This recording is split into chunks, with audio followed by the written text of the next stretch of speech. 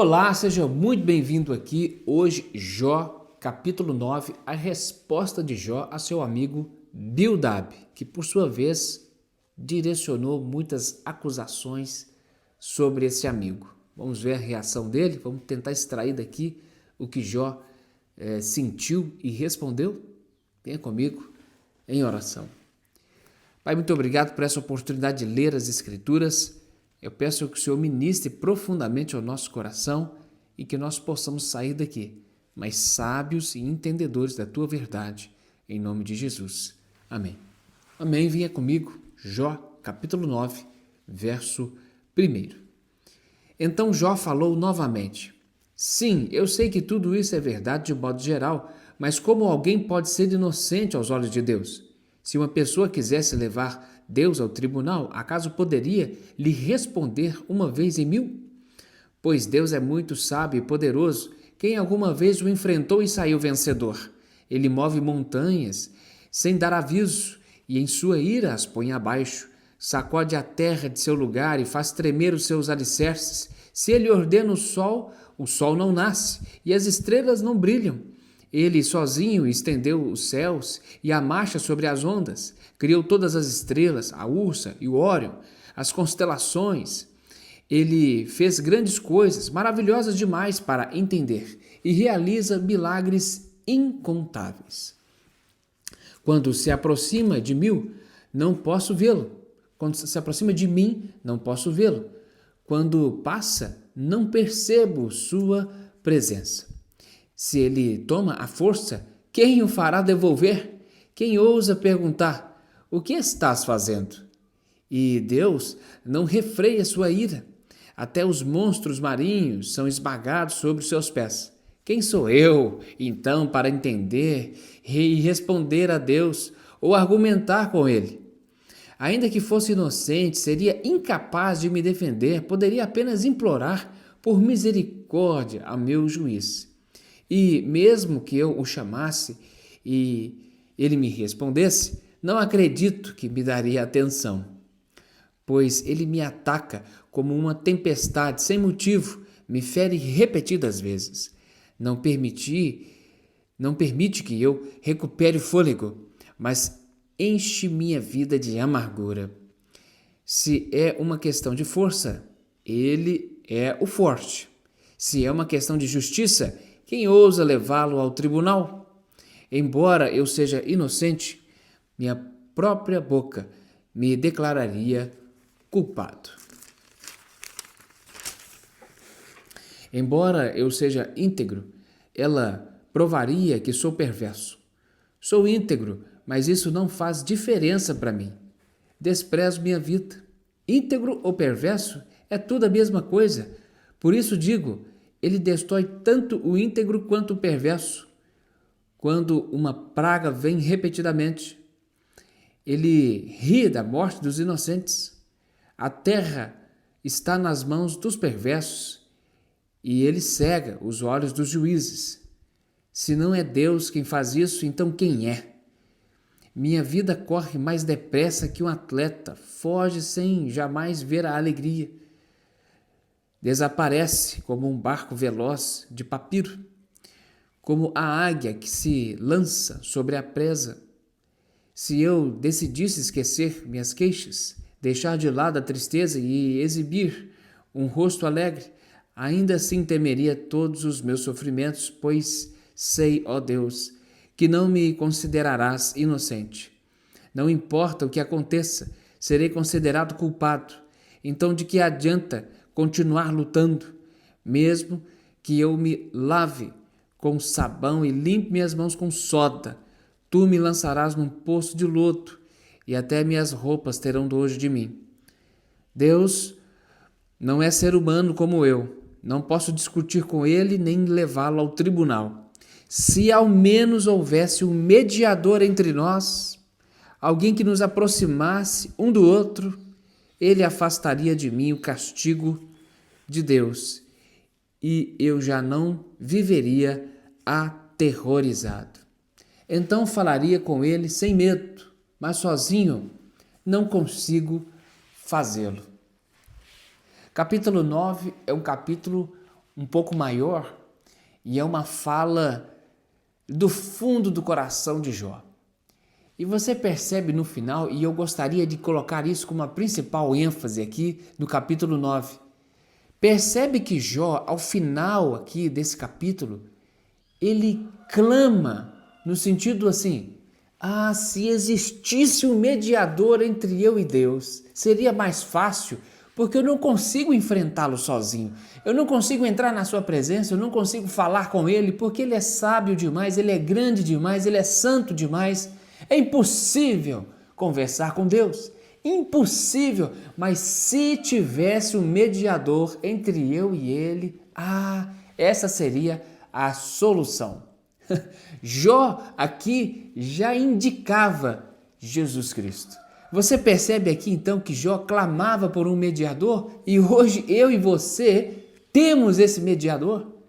Hoje eu e você temos alguém que está entre eu e Deus, entre você e Deus. Se chama Jesus.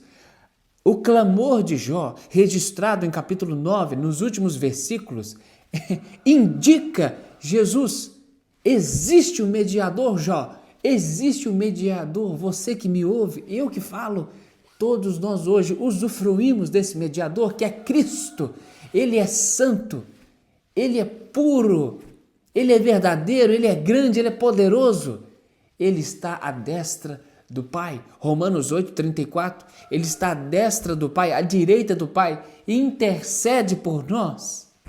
Querido, eu e você temos um advogado que, além de ter se sacrificado na cruz, a cruz em si não foi a sua redenção passiva, mas ativa, no sentido de ser ainda um intercessor, um intermediador entre a minha causa no plano eterno. Isso é Jesus. Essa é a ênfase que eu gostaria de destacar. Agora, eu vou falar um pouco ainda dela destacando o versículo aqui, mas vamos ao ponto principal, aos pontos, aliás, eu destaco primeiro aqui dos versos 4 e 6, que é para mim também muito significativo. 4 e 6. Pois Deus é muito sábio e poderoso. Quem alguma vez o enfrentou e saiu vencedor? Ele move montanhas sem dar aviso e sua ira as põe abaixo, sacode a terra de seu lugar e faz tremer seus alicerces. Amados, nós precisamos entender a grandeza de Deus.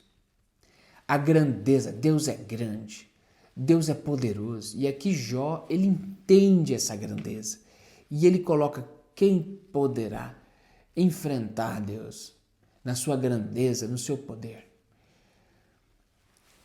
Eu preciso aqui, junto com você, reforçar essa clareza, esse entendimento. Você já teve uma impressão ou uma experiência passando por uma dificuldade muito grande, eu e você, e de uma hora para outra entra na sala aquele que pode resolver? Por exemplo, vamos colocar lá na infância, eu e você passando por alguma dificuldade. E de uma hora para outra, o nosso pai, a nossa mãe, o nosso avô, alguém responsável entra na sala. E daí é o gesto de esperança final. Chegou. Me ajude aqui. Quebrou meu brinquedo. Aconteceu isso, aconteceu aquilo. Eu preciso desse apoio, eu preciso saber essa matéria. Eu preciso de um apoio para sair dessa situação. E essa pessoa, você tem certeza absoluta que ela consegue resolver. O seu último suspiro de clamor é para a pessoa certa. E naquela hora você entende. Graças a Deus ele chegou. Graças a Deus ele está aqui. Você já teve essa experiência? Pois é, Deus é assim. Deus é grande, Deus é todo poderoso. Não há uma causa que é maior que Deus. Não há uma circunstância que é maior que Deus. Não há uma situação sequer que pode colocar Deus menor. Deus é maior do que qualquer coisa. Eu destaco agora, em contraponto a esse primeiro momento, com o versículo 20. Né?